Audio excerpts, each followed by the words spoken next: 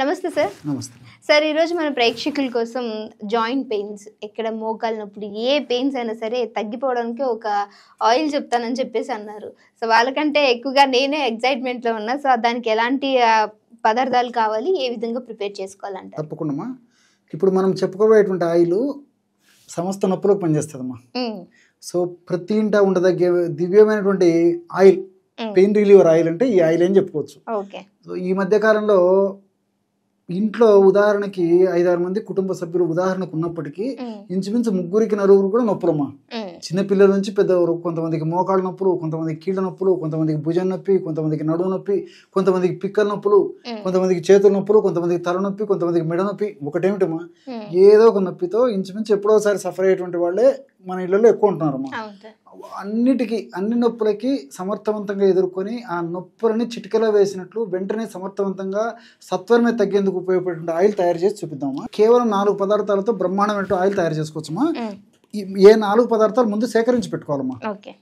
ఆ పదార్థాలు ఏంటంటే, మొట్టమొదటి నువ్వుల నూనె, రెండవది వెల్లుల్లి, మూడవ పదార్థము మిరియాలు, నాలుగవ పదార్థం కర్పూరం. కర్పూరం కూడా ఇలాంటి కర్పూరమైన సరిపోతుంది, లేకపోతే ఉంట కర్పూరమైన సరిపోతుంది, ముద్ద కర్పూరమైన సరిపోతుంది. మామూలుగా వాడేటువంటి కర్పూరం ఏదైనా వాడుకోవచ్చమ్మా. సో ఈ 4 పదార్థాలు మన వద్ద ఉంటే ఈ 4 పదార్థాలు మన వద్ద ఉంటే పెయిన్ రిలీవర్ ఆయిల్ చాలా త్వరగా తయారు చేసుకోవచ్చమ్మా. సో ఎలాగంటే కూడా ఏ రేషియోలో కలుపుకోవాలో కూడా చెప్తాను చూడండి.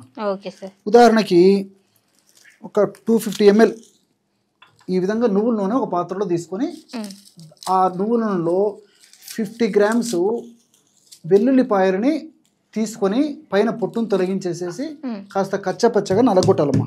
అంటే ఉదాహరణకు 50 grams తీసుకోవాలి, ఎందుకంటే 250 ml నువ్వుల నూనె తీసుకున్నాం కాబట్టి అందులో 50 grams వెల్లుల్లిపాయలని కచ్చాపచ్చగా నలగొట్టాలన్నమాట. నలగొట్టేసేసి ఇందులో కలుపుకోవాలి. వెల్లుల్లిలో ఉన్నటువంటి రకరకాలైనటువంటి పదార్థాలు, అంటే ఈ నైట్రేట్స్ కానీ, అల్లిసిన్ కానీ, ఇలాంటి అనేక రకాలైన రసాయన పదార్థాలు మరి ఈ నొప్పులు తగ్గించేందుకు చాలా అద్భుతంగా పనిచేస్తాయమ్మా. కాబట్టి ఈ విధంగా కలిపాం కదమ్మా. ఈ నువ్వుల నూనె కూడా నొప్పులు తగ్గించడానికి చాలా బాగా పనిచేస్తుంది.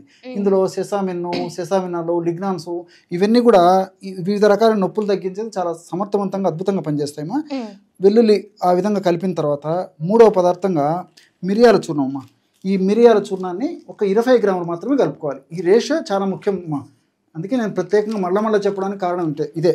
సో 20 grams మాత్రమే మిరియాలను మనం చూర్ణం చేసుకొని ఆ మిరియాల చూర్ణాన్ని ఒక 20 grams మనకు అర్థమయ్యేందుకు, పేషెంట్లకు అర్థమయ్యేందుకు కొద్దిగా తయారు చేస్తున్నామా.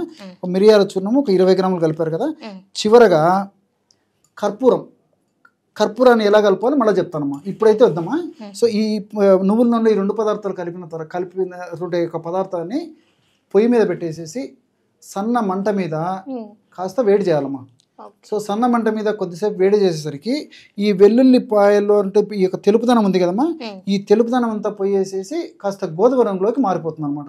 ఎప్పుడైతే ఈ యొక్క పదార్థం ముఖ్యంగా వెల్లుల్లి గోధుమ రంగులోకి మారిపోయిందో అప్పుడు మనకు ఔషధం తయారంటూ గుర్తమ్మా, అంటే ఆయిల్ తయారంటూ గుర్తు. ఆ విధంగా గోధుమ రంగులోకి మారిన తర్వాత దించేసేసి దాన్ని వడగట్టిన తర్వాత కర్పూరం కలుపుకోవాలి. ఎందుకంటే పొయ్యి మీద చాలా మందికి తెలియక పొయ్యి మీద ఆ ఔషధం తయారైనప్పుడే ఆయిల్ ఉడుకుతున్నప్పుడే కలుపుతారమ్మా. కలిపితే ఒక్కొక్కసారి ఆ కర్పూరం వెలిగేటువంటి స్వభావం, మండేటువంటి స్వభావం ఉంటుంది కాబట్టి అలా కలపకూడదు. కాబట్టి మనం దించిన తర్వాత వడగట్టినటువంటి ఆ ఆయిల్లో ఒక 20 grams కర్పూరాన్ని కలిపేసేయాలమ్మా. ఆ విధంగా కలుపుకోవాలమ్మా. ఫస్ట్ ఈ విధంగా వడగట్టేసేయాలమ్మా. బాగా వేడి చేసినటువంటి ఆయిల్ కాస్త ఆ విధంగా కొంచెం పొగలు వచ్చేటువంటి కండిషన్ ఉన్నప్పుడు, వేడిగా ఉన్నప్పుడు ఈ విధంగా ఇటువంటి ఆయిల్లో ఒక 20 grams ఈ కర్పూరం జస్ట్ అలా నలిచేసైనా వేస్తే సరిపోతుంది. గట్టిగా అట్లంటే నలిగిపోతున్నామా. ఆ విధంగా కర్పూరం పొడిని ఒక 20 grams కలిపేసేయాలి. ఈ విధంగా కలపడం వల్ల ఆ వేడిగా ఉన్నటువంటి ఆ యొక్క తైలంలో కర్పూరాన్ని కలపడం వల్ల ఈ కర్పూరం కరిగిపోయి కర్పూరం ఉన్నటువంటి ఔషధ గుణాలు కూడా అందులోకి కలిసిపోతాయమ్మా. కాబట్టి మిరియాలు అనేటువంటి పెప్పరిన్ అనేటువంటి రసాయన పదార్థము నొప్పి, పోటు, సలుపు, బాధ తగ్గేందుకు ఉపయోగపడుతుంది.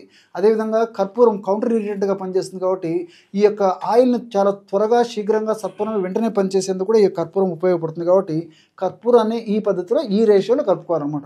ఈ విధంగా తయారు చేసుకోవడం వల్ల మరి చల్లారిన తర్వాత ఒక గాసీసాలో నిల్వ ఉంచుకొని రోజు ఒక్కసారి లేదా రోజు 2 సార్లు లేదా ఎప్పుడు అవసరమైతే అప్పుడు ఈ యొక్క ఆయిల్ని ఆ నొప్పి ఉన్న చోట సున్నితంగా మర్దన చేస్తుంటే చాలమ్మా.